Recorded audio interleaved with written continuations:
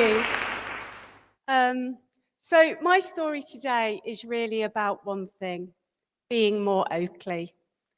So I'd finally made it. I was head of HR in an organisation where I felt truly aligned.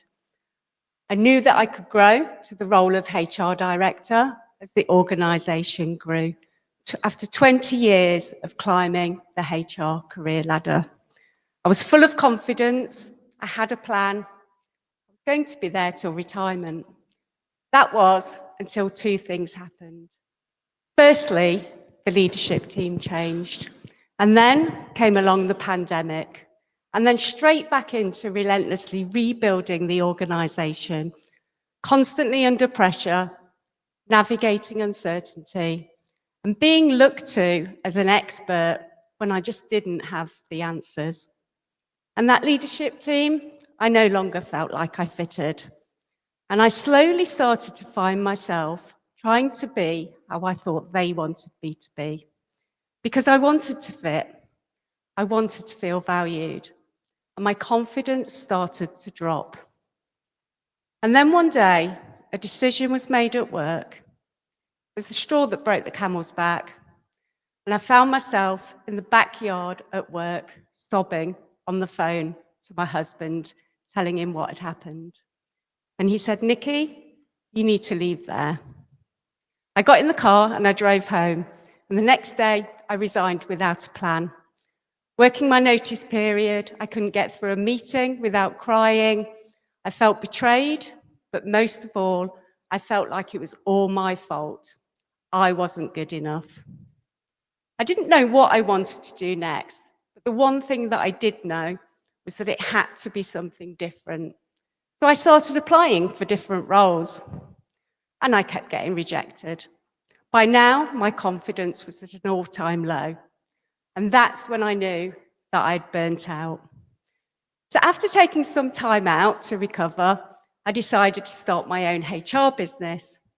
That still didn't give me the joy that I was looking for. I just knew that there had to be something else. And that's when I turned to look at my strengths. And I started to do work where I could use my strengths. And when I did that work, I did my best work. I got recognized for it. I felt valued. It gave me energy. My confidence started to grow. And I finally felt like I could be myself again. Because here's what I found. When you stop apologizing for who you are and start to do work that is true to your strengths, that's when the magic happens. Because you stop trying to be how you think others want you to be. And you stop defining your value on how you feel others will value you. Because you can't control how others value you. You can only control how you value yourself. I burnt out because I spent far too long trying to be the person that I thought I should be rather than who I am. And when we do that, we're constantly adapting, we're losing parts of ourselves, and our brain perceives that as a threat. Cortisol levels rise, and our body goes into stress mode.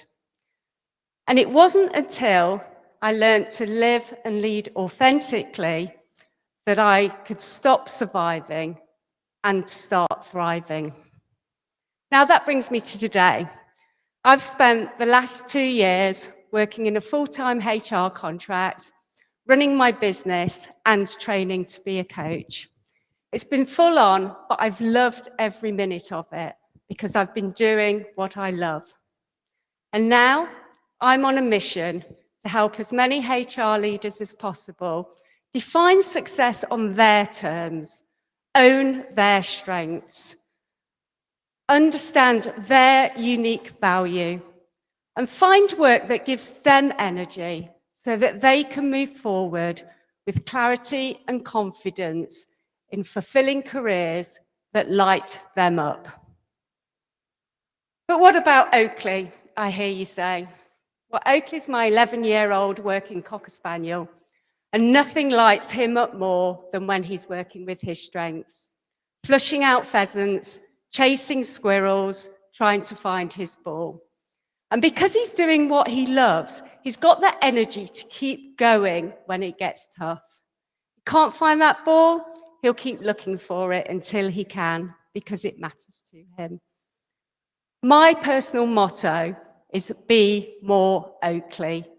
The question I leave you with today is, how can you be more Oakley and discover your new way?